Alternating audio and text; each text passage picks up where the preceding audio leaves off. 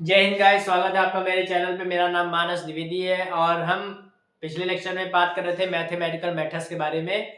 और आज दूसरे लेक्चर में हम लोग आ गए हैं, उसी को पढ़ेंगे अभी, मैथमेटिकल मेथड्स को। उसके बाद परसों, शायद परसों या नरसों, हम लोग ऑर्डिनरी डिफरेंशियल इक्वेशन का एक लेक्चर लाएंगे। तो अभी हम लोग इस पे फोकस करते हैं कि मैथमेटिकल मेथड्स का दूसरा लेक्चर क्या है। तो मतलब ये नहीं बताया पढ़ाएंगे, मतलब ये है लेक्चर 2। और हम लोग ने 2026-25 में लास्ट लेक्चर में सीक्वेंस पढ़ा था ना। पहले एक कौन सा सब्जेक्ट में पढ़ा रहा हूँ ये लिख देता हूँ। तो हम लोग बात कर रहे हैं मैथमेटिकल, यार हैंडराइटिंग मेरी बड़ी खराब है, मैथमेटिकल मेथड्स। हम लोग इसकी बात कर रहे थे। लास्ट लेक्चर में हमने पढ़ा था, चलो रिवाइज करा देते हैं, थोड़ा थोड़ा सा ही कराएंगे क्योंकि बहुत दिन बाद लेक्चर आया है तो कराना जरूरी है। मेरे लिए भी जरूरी है क्योंकि मुझे भी पढ़ना ही, इसका पेपर देना है। तो सीक्वेंस हम लोग लास्ट लेक्चर में पढ़ रहे थे। सीक्वेंस पढ़ रहे थे तो सीक्वेंस क्या था, ये एक फंक्शन था। हमने बुक की लैंग्वेज लिखाई थी और फिर सिंपल करके बताया था। ये एक फंक्शन था और जिसकी डोमेन, ये फंक्शन था जिसकी डोमेन हमने लाई थी नेचुरल नंबर और रेंज क्या थी इसकी, रियल नंबर थी। रेंज इसकी रियल नंबर थी। या फिर ये सीक्वेंस जिस सेट में है, मान लीजिए ये सेट एस में है तो एस के अंदर ही इसकी रेंज होगी। ये भी सीक्वेंस, ये भी कहा जा सकता है। और इसको दूसरी तरह से हम ये भी कह सकते हैं कि सीक्वेंस वो फंक्शन है जो हर नेचुरल नंबर को, जो हर प्राकृतिक संख्याओं को एक एलिमेंट असाइन करता है रेंज का, रियल नंबर का। ये भी कह सकते हैं। दूसरी डिफिनेशन है, ये भी डिफिनेशन दो, बुक में दो डिफिनेशन दी गई है तो मैंने बता दिया है। तो ये तो लास्ट लेक्चर में हम लोग पढ़ रहे थे। आज क्या पढ़ेंगे? आज हम लोग पढ़ेंगे इसके आगे की चीजें। आगे का क्या है इसका, देखो इसके आगे एक चीज है। इसके आगे लेखक ने कहा है कि हमें ऑर्डरिंग पढ़ना पड़ेगा। ये ऑर्डरिंग, ये ऑर्डरिंग क्या है? ऑर्डरिंग, ऑर्डरिंग, ये ऑर्डरिंग क्या होती है? देखो, ऑर्डरिंग सीक्वेंस में इंपॉर्टेंट होती है। तो बुक में कुछ इस प्रकार से इसका वर्णन किया गया है। We use, we purposely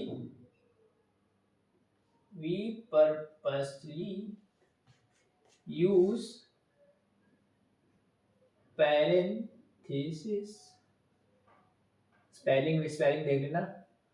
we purposely use parenthesis to emphasize, spelling देख लेना, emphasize that, क्या, that the natural number,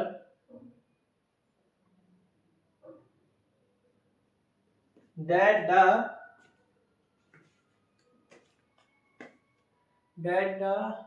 emphasize that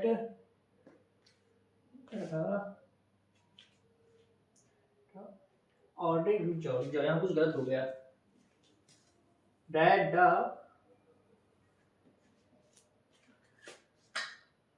the ordering induced by the natural number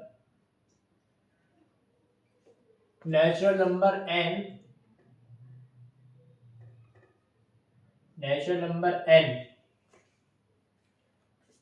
is the matter of importance, is the matter of importance।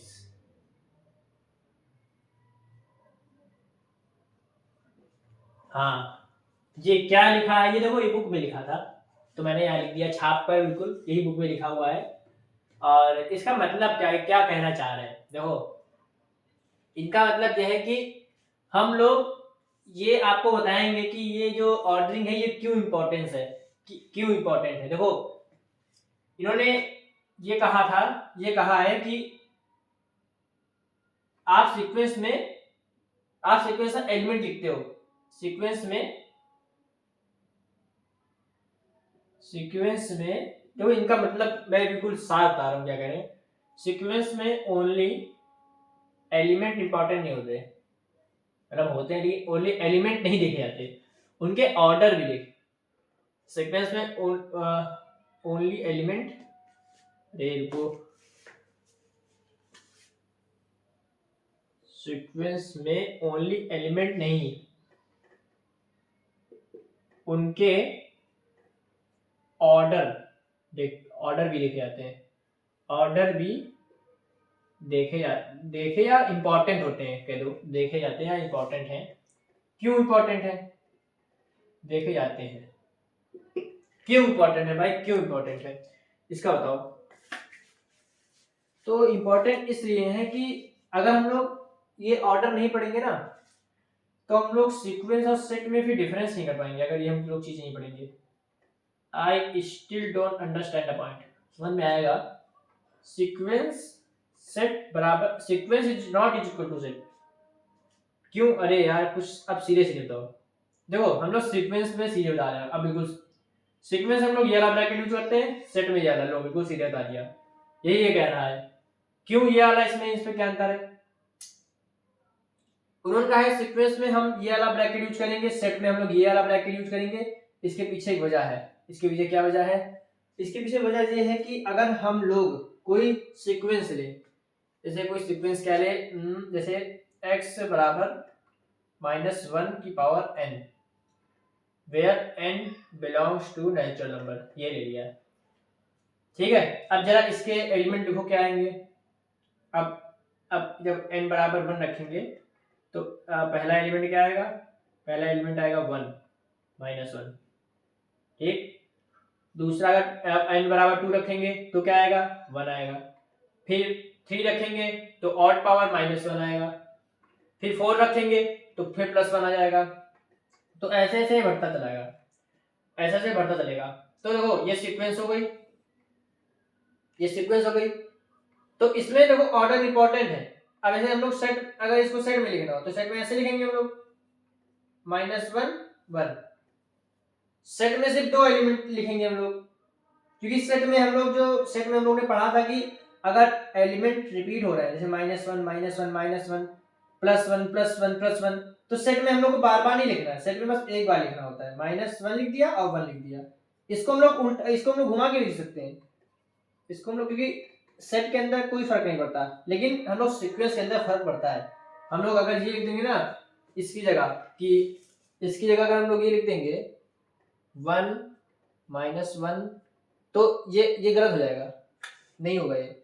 तो इसलिए हम लोग sequence set बराबर नहीं हो सकते, और सीक्वेंस को हम लोग नोटेशन में ऐसे इस ब्रैकेट से लिखते हैं, ऐसे करके, ऐसे। ये उन्होंने डिफरेंस बताया है कि सीक्वेंस और सेट में कैसे डिफरेंस करो। तो सेट में हम लोग ये ऐसे ब्रैकेट बनाए, कर्ली ब्रैकेट, और ये ऐसे ब्रैकेट, यही लिखा हुआ है इसका मतलब। तो ये था ऑर्डरिंग का कंसेप्ट। अब इसको आप लोग नोट करिए जरा। फिर से आगे चीजें बढ़ते हैं। तो समझ में आ गया होगा, इतना कोई ये बड़ा टॉपिक नहीं है, छोटा ही टॉपिक था। बस ये आप लोग को ब्रैकेट ध्यान रखना है कि ब्रैकेट में क्या चीजें हैं। तो अब हम लोग क्या करने वाले हैं आगे। तो ऑर्डरिंग का कंसेप्ट समझ में आ गया होगा। अब हम लोग क्या करेंगे, अब हम लोग सीक्वेंस को डिफाइन करेंगे। आए मतलब क्या मतलब, इतने दिन से सीक्वेंस ही पढ़ा रहे, फिर देखो जो बुक में लिखा हुआ है वही पढ़ा रहे हैं। डिफाइन आ सीक्वेंस, सीक्वेंस को डिफाइन कैसे करेंगे? डिफाइनिंग अ सीक्वेंस, देखो सीक्वेंस को डिफाइन करने के लिए हमारे पास फॉर्मूला होता है nth का, हमारे पास फॉर्मूला होता है nth टर्म का। जैसे कि ये एक्शन करके ये फॉर्मूला होता है, ऐसे करके फॉर्मूला होता है। जैसे कि अभी हम बता रहे हैं, ऐसे ये है, जैसे एक सीक्वेंस है 1/2 1/4 1/6 1/8 1/10, ठीक है, ये सीक्वेंस है मान लो x बराबर, ठीक है। तो अब ये डॉट आगे बढ़ता रहेगा, ठीक है। तो ये सीक्वेंस है क्या, इसको ऐसे लिख दिया है, लेकिन ये पर्याप्त नहीं है। इसको हम लोग ऐसे ही ले सकते थे, सीक्वेंस को ऐसे ही लिख सकते हैं। अब xn बराबर 1/2n where n belongs to natural number. ठीक है, ये दोनों चीजें एक सेम टू सेम है। अब यहाँ पे n की जगह 1 रखोगे तो 1/2 आ जाएगा, 2 रखोगे 1/4, 3 रखोगे 1/6, 4 रखोगे 1/8, 5 रखोगे 1/10 आ जाएगा। तो यही सीक्वेंस को डिफाइन करने का तरीका है कि हम लोग इसको फॉर्मूला दे देते हैं nth टर्म का, तो हम लोग ऐसे सीक्वेंस डिफाइन कर लेते हैं। इतना बड़ा चीज लिखने से अच्छा है बस ये लिख दो तो आपका काम हो जाएगा। तो ये सीक्वेंस को डिफाइन करने का एक फायदा है। अब हम लोग थोड़ा और आगे बढ़ते हैं अपने मकान, या ठीक है इसका इतना ही था, थोड़ा और आगे बढ़ा जाए। हाँ, तो अब एक आगे और चीज आती है, ये छोटे छोटे टॉपिक है, रिकर्सिव डिफिनेशन। ये क्या है? Recursive definition. देखो एमसीक्यू के पेपर है तो ज्यादा थ्योरी पे फोकस मत करो, समझने फोकस करो। ये रिकर्सिव डिफिनेशन पता क्या है? अगर आपको पहला टर्म मालूम है x1, अब बुक की लैंग्वेज नहीं लिखूंगा, जैसे आपको पहला टर्म मालूम है x1, तो आप इसकी मदद से अगले भी टर्म बता सको, यही रिकर्सिव डिफिनेशन कहती है। क्या मतलब? अगर आप अगले टर्म बता ले रहे हो विद द हेल्प ऑफ पिछले टर्म्स, बिल्कुल सीधी लैंग्वेज, सिंपल लैंग्वेज, तो उसे रिकर्सिव डिफिनेशन कहते हैं। कैसे मतलब क्या? अभी आगे हम लोग देखेंगे, एग्जांपल्स देखेंगे।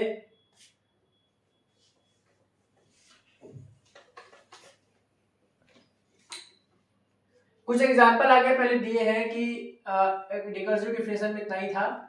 अभी आगे अगर एग्जांपल कोई आएगा तो देखेंगे। तो एग्जांपल सीक्वेंस से कुछ एग्जांपल रहते हैं। जैसे बुक में पहला सीक्वेंस दिया गया है constant sequence. Constant sequence, constant sequence क्या है? Constant sequence if b belongs to real number then b बराबर b comma b comma b comma b comma b, यही कांस्टेंट सीक्वेंस। तो बस यही कांस्टेंट सीक्वेंस है, बस बार बार टर्म, हर टर्म इक्वल हो, every term must be equal in constant must be equal। ठीक है, हर टर्म बस सेम होना चाहिए। एग्जांपल इसके ले लो, जैसे 0 0 0 0 0 0 0, ठीक है, बढ़ता रहेगा। दूसरा एग्जांपल ले लो तुम 1,1,1,1,1, ठीक है, ये होता रहेगा। तो ये कांस्टेंट सीक्वेंस है। यहाँ पे बस एक जानने वाली बात ये है जो कि मुझे डाउट आया था, तो मैं बता दे रहा हूँ कि यहाँ b बिलोंग्स टू r क्यों है। ये मैंने मन में एक सवाल उठा था, ये b बिलोंग्स टू r क्यों है, why b belongs to natural number क्यों नहीं हुआ। तो ये जिसके मन में आया वो भी समझ ले, जिसको वैसे कोई मतलब नहीं इस चीज का, मतलब एक कुछ ज्यादा डेप्थ में हो गया। तो देखो हमने क्या बताया था शुरू में कि सीक्वेंस में आप डोमेन तो नेचुरल नंबर होती है, लेकिन जो रेंज होती है, जो उसके टर्म्स होते हैं वो रियल नंबर होते हैं। तो ये जो हम लिख रहे हैं ये सब इसके टर्म्स हैं, इस सीक्वेंस के टर्म्स हैं। तो b बिलोंग्स टू r हो गया। ये बिल्कुल छोटा सा डाउट हो सकता है किसी के मन में आ गया हो, तो मेरे मन में आया था तो मैंने बता दिया, शायद किसी और के मन में भी आया हो। तो ये था कांस्टेंट सीक्वेंस। अब दूसरी सीक्वेंस की तरफ बढ़ते हैं। दूसरी सीक्वेंस है पावर सीक्वेंस। चलो ये बता देते हैं पहले। इसमें एक सीक्वेंस इंपॉर्टेंट है, वो लास्ट में आएगी। ये सीक्वेंस तो आप सब लोग को मालूम ही है, मतलब पावर सीक्वेंस अलग पावर होती है वो भी ना, बिल्कुल सही। इसमें भी ले लो if b belongs to r। एक काम की सीक्वेंस लास्ट में आएगी, उसका नाम भी बड़ा भयानक है। Then b is equal to b की पावर 2, b की पावर 3, b की पावर 4, ये पावर सीक्वेंस है।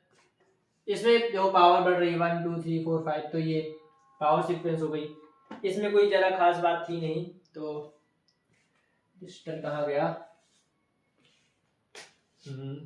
इसको ऐसे लिख सकते हो, अब ये है, इसको ऐसे लिख दो बी की पावर एन, ऐसे करके लिख सकते हो। तो ठीक है, सब रिप्रेजेंट करने का तरीका है।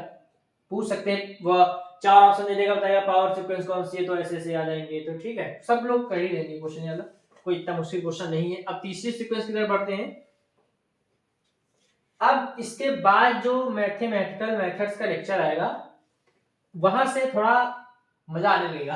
क्यों? क्योंकि अब हम लोग लिमिट्स की तरफ बढ़ रहे हैं। जो फर्स्ट सेमेस्टर में पढ़ा था, डिफरेंशियल पढ़ी थी ना लिमिट्स की, इफ दे आर एग्जिस्ट, वो बड़ी खतरनाक डिफिनेशन थी। अब हम लोग उसकी तरफ बढ़ेंगे अगले लेक्चर में, मैथमेटिकल। यहाँ तो सभी सिंपल चीजें चल रही, कांस्टेंट सीक्वेंस को मैंने इरेज नहीं किया। यहाँ पे तो सब लग रहा होगा, अरे इतना आसान चीजें। हाँ, अभी शुरू में आसान ही चीजें हैं। आसान चीजें सब है, अगर ठीक से पढ़ा जाए तो सब आसान होता है। अब अगली सीक्वेंस का नाम है इवन नेचुरल होया। कितना मतलब बिल्कुल स्पष्ट कह दिया गया है कि कौन सी इवन नेचुरल सीक्वेंस या इवन नेचुरल नंबर सीक्वेंस, कुछ भी। ये पढ़ाने में मजा नहीं आ रहा ना, बहुत सरल चीजें हैं।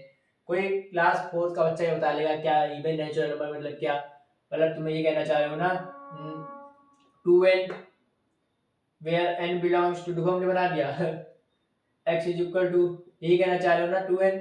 लो, अब यहाँ n 1 रखोगे तो 2 हो जाएगा, 2 रखोगे तो 4 हो जाएगा, 3 रखोगे तो 6 हो जाएगा। ये लो सीक्वेंस बन गई। हाँ, यही कहना चाह रहे हैं। तो ये इवन नेचुरल सीक्वेंस थी। ठीक है, इसमें एक चीज थी कि इसको दूसरी तरह से डिफाइन कर सकते हैं। जो रिकर्सिव डिफिनेशन बताई थी, रिकर्सिव का भाई इंडक्टिवली था। हाँ, ये दोनों एक ही तरह है। इन दोनों का काम क्या है? ये दोनों काम यही है कि सिर्फ आपको अगर पहला टर्म मालूम है, जैसे यहाँ पे x1 बराबर 2 है, x1 बराबर 2 है, तो अगला टर्म कैसे बताया जाए? तो बस अगला टर्म कैसे बताया जाए, xn प्लस 1 ऐसे करके, xn1 प्लस 1, हाँ xn प्लस 2, ये था शायद जहां तक xn प्लस 2, हाँ ये था। देखो कर लेते हैं ना। अब यहाँ पे मान लो हम लोग को दूसरा टर्म चाहिए हो, तो n की जगह क्या रखेंगे? 1 रखेंगे, तभी तो वो आएगा। तो यहाँ पे 1 रखेंगे, x1 प्लस 2, तो x2 बराबर, अब x1 क्या था 2, 2 प्लस 2 4। तो ये देखो, ये दूसरा तरीका होता है डिफाइन करने का इसी सीक्वेंस को इवन एच। अभी अब हमको, अगर हम लोग को x3 चाहिए इसी डिफिनेशन से, जो देखो एक चीज बता देते हैं, एक सीक्वेंस को डिफाइन करने के 2-3 तरीके होते हैं, 2-3 तरीकों से किया जा सकता है। जैसे हमने इस तरीके से भी कर दिया, ये भी तरीका यही है। ये नहीं कि एक ही नहीं, बहुत सारे तरीके हो सकते हैं। इसके बाद एक और भी तरीका होता है। तो अब यहाँ पे x3 निकालना है।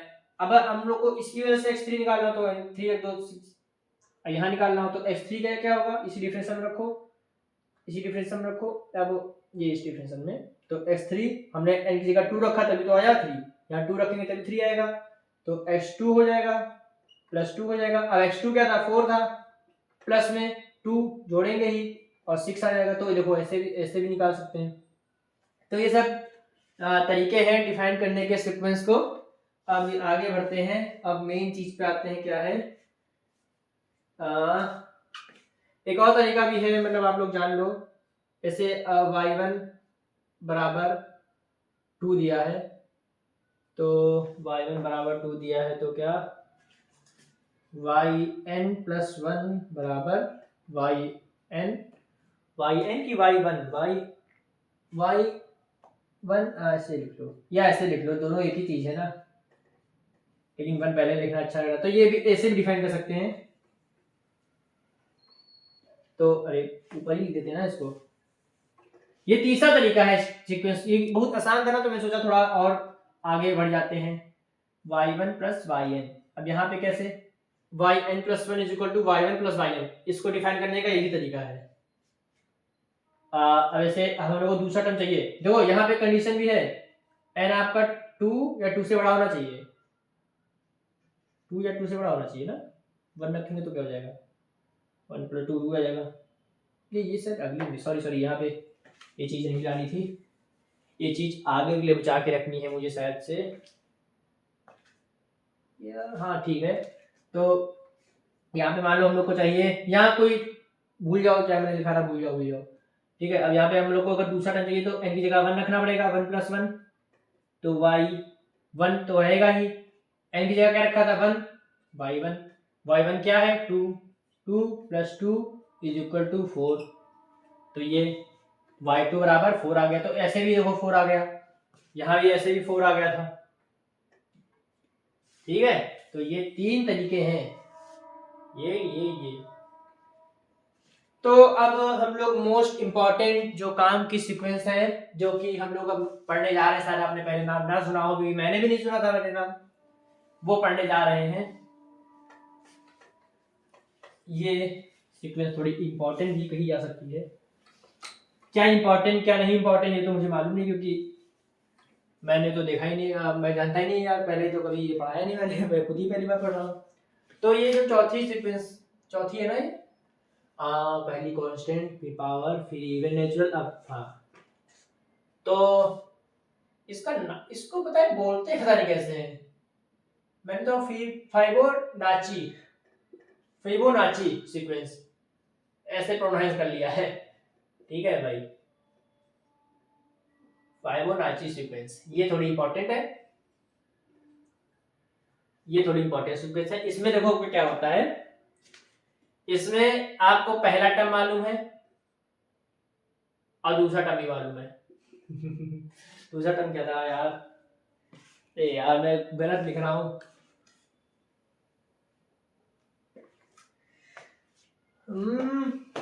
One, F2 1। देखो भाई कोई गलती हो गई हो तो माफ करना, कमेंट में बता देना कि यहाँ आपने गलती कर दी, थोड़ा गलती हो सकती है क्योंकि मैं भी स्टूडेंट हूँ यार, पहली बार ही पढ़ रहा हूँ ये भी। तो देखो हाँ, टॉपिक पे आते हैं। तो अगर आपके पास इस सीक्वेंस में क्या है, आपको ये चीज दी गई होगी गिवन, F1 बराबर ये होती है F1 बराबर 2, F2 बराबर 1, F1 बराबर 1, F2 बराबर 1, मतलब पहले दो जो टर्म्स है वो 1 1 है। ठीक है, 1 1 फंक्शन नहीं, 1 और 1। हाँ यार, Fn + 1 = Fn - 1 + Fn, ये है यार, हाँ यही है। वाव वाह वाह वाह वाह वाह, क्या सीक्वेंस है ना। अब यहाँ पे जो मैंने लिखी थी ना, यहाँ पे अप्लाई होती है, यहाँ पे आपका n जो है ये 2 होना चाहिए या 2 से बड़ा होना चाहिए, 1 क्यों नहीं होना चाहिए, समझ गए होंगे। अगर n हमने 1 ले लिया, n बराबर अगर हमने 1 ले लिया, तो यहाँ F1 - 1 F0, ये F0 तो कुछ है ही नहीं, तो इसलिए हम लोग यहाँ 1 नहीं ले सकते। ठीक है, तो ये होती है फिबोनाची सीक्वेंस, फिबोनाची सीक्वेंस, वाह नाम बड़ा अच्छा है। तो इसका मतलब क्या है कि मतलब दो यार, इसका मतलब क्या है, वैसे लिख लेते हैं, हर टर्म जो है आपका, हर टर्म = अपने दोनों पिछले टर्म्स का सम होगा, बस F2 ये दोनों छोड़कर। क्या मतलब, हर टर्म अपने पिछले दोनों टर्म्स का सम होगा, सम होगा, बस F1 F2 को छोड़कर, F1 F2 को छोड़कर। कैसे, ये कैसे लिख दिया मैंने, देखो मैं दिखाता हूँ यहाँ पे। अब यहाँ पे आ जाओ, हम लोग का पहला दूसरा टर्म तो मालूम है, अब हम लोग F3 निकालते हैं, F3 निकालते हैं कैसे, तो F3 निकालने के लिए n को हम लोग को रखना पड़ेगा 2, वेरी गुड। तब यहाँ पे 2 रखेंगे तभी 3 होगा, 2 + 1 3, तो n हमने रखा है यहाँ पे 2, तभी F3 निकाल सकते हैं हम लोग। तो अब यहाँ पे रखो F, n की जगह 2 रखा था, F2 - 1 + F2।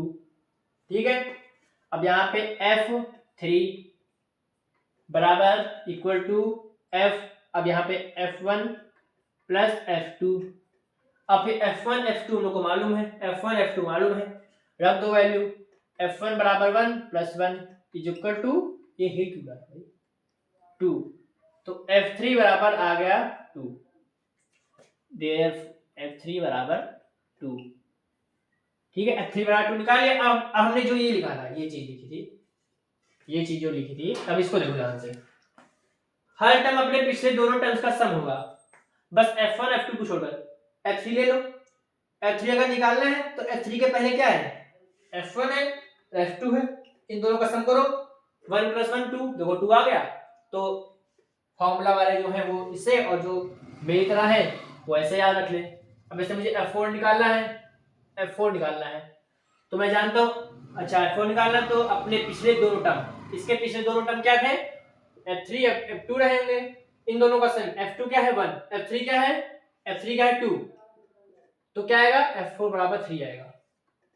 फॉर्मूले से निकाल लेते हैं, फॉर्मूले से निकालना जरूरी है भाई, सत्यापित करने के लिए। सत्यापित ही होता है, पता नहीं कहां से वर्ड आ गया जबान में तो F4 देखो, F4 निकालने के लिए फॉर्मूले में आ जाओ।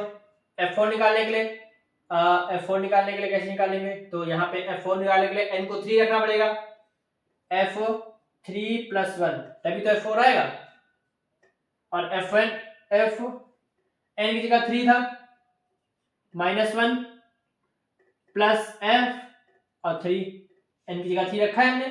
अब F4 is equal to F2 plus F3, तो ये ऊपर आ जाओ भाई, हैंड राइटिंग के लिए बहुत बहुत क्षमा। F2 प्लस F3, ठीक है।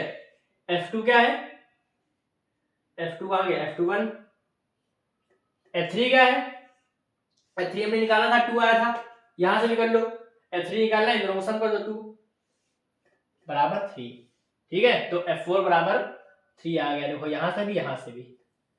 तो इसकी सीक्वेंस कुछ इस प्रकार बनती है, अब मैं टोटल लिखने, पूरा सब एक चार्ट लिखने जा रहा हूं, उसकी सीक्वेंस कैसी दिखती है।